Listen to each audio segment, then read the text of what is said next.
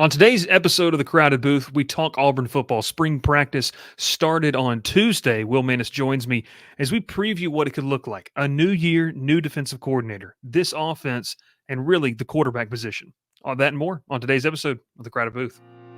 Pile in here and make yourself feel at home. The Crowded Booth is coming on. The Crowded Booth with Bryce, Koon.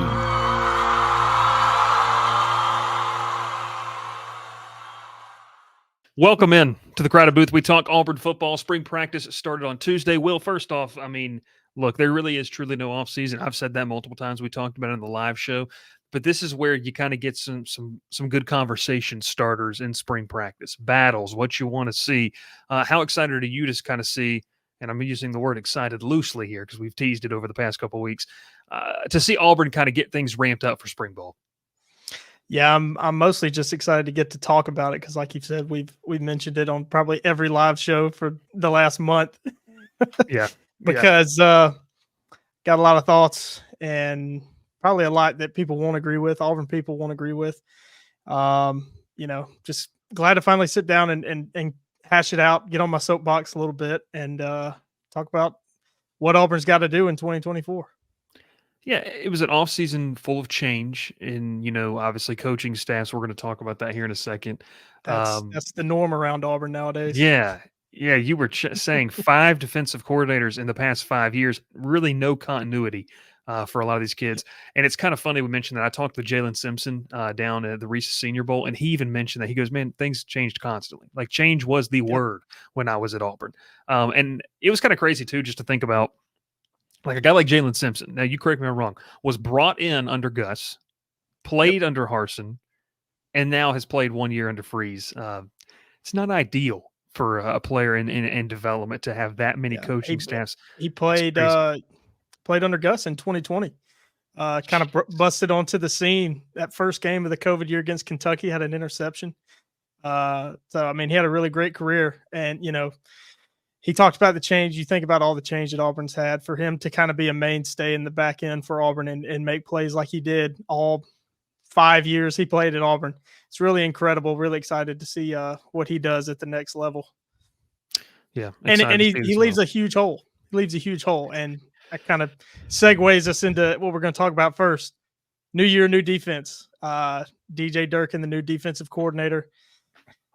A guy that has kind of run different schemes. I think the biggest encouragement of him, if you look at him, his defenses he's ran, where he's been, he's kind of evolved with the times, right? He was down at Florida, was his first stop in the SEC, at least as a coordinator down there with Will Muschamp before he got the Maryland head job, which I won't go into. That's been hashed out about on the internet in Auburn circles for the last couple of months.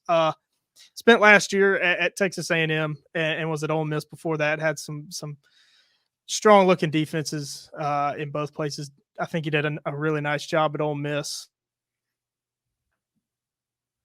with talent, probably at least in the SEC West on that side of the ball.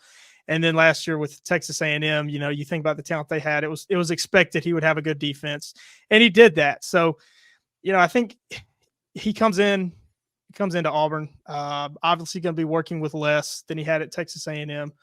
But a guy that's been around and has done it. I'm sure we'll see a 4-man front a lot. Probably a 4-2-5 will be mostly what Auburn's in. And that's mostly what Auburn has ran, for the last decade. Kevin Steele kind of brought that in and was running that when he came in 2016, 2017 time, was running a 4-2-5. So Auburn has recruited for that.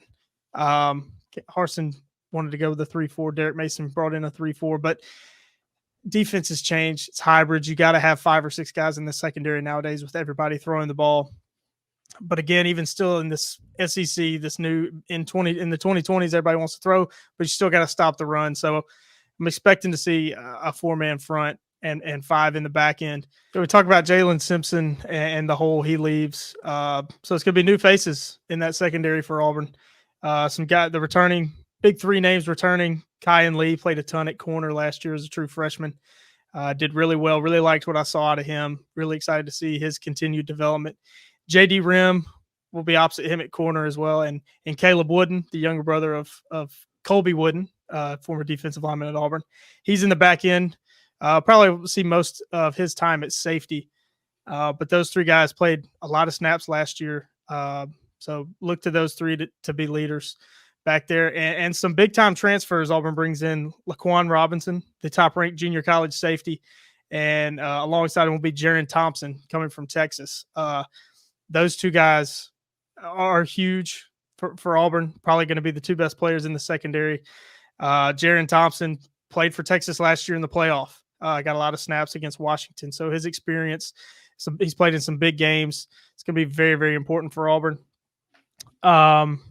Recruiting, well, other transfers, they bring in Trill Carter, also from Texas, to help out on the defensive line, and Gage Keys from Kansas, help out on that defensive line. Because it's kind of a revolving door for Auburn on defense, not only with coordinator, but with personnel as well.